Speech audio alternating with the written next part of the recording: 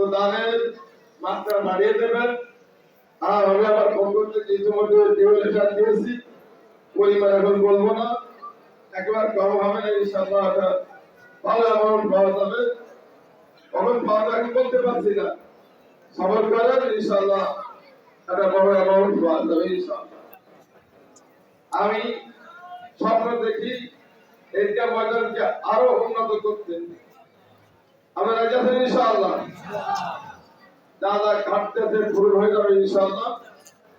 আর আমার স্বপ্ন অনেক আগে বলেছিলাম, আবার আজকে বলি, এই জায়গাকে কেন্দ্র করে আমরা পরবর্তীতে মানুষের সেবা দেওয়ার জন্য ঈদ কমিটির মাধ্যমে কিছু পরিকল্পনা গ্রহণ করব।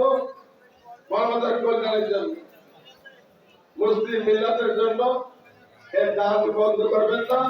সরকারি সাহায্য এসে কাজ বন্ধ হয়ে যাবে তা না, তাহলে কাজ করতে থাকবে। আমরা এই ঈদগাহ ময়দানকে একটি সেবা কেন্দ্র পরিণত করতে চাই, আমাদের রাজি ইনশাআল্লাহ। সে সেবা হবে সকল মানুষের জন্য, হিন্দুদের জন্য হবে। ঈদগাহ ময়দানে দান যখন আমাদের কাজে লাগবে না এখানে, আর তখন এই শাখা প্রশাখা বৃদ্ধি করবো, স্বাস্থ্য কমপ্লেক্সের জন্য আমরা কাজ করতে পারবো, অভাবী মানুষের অভাব দূর করার চেষ্টা করতে পারবো, অনেক কিছু করা সম্ভব হবে। যেমন বাংলা মসজিদে একটা, সেখানে কোটি কোটি টাকা আয় হয়, আর তার ভারতের কল্যাণে ব্যয় হয়, মসজিদে কাজে লাগে না, দরকারও হয় না। আমরা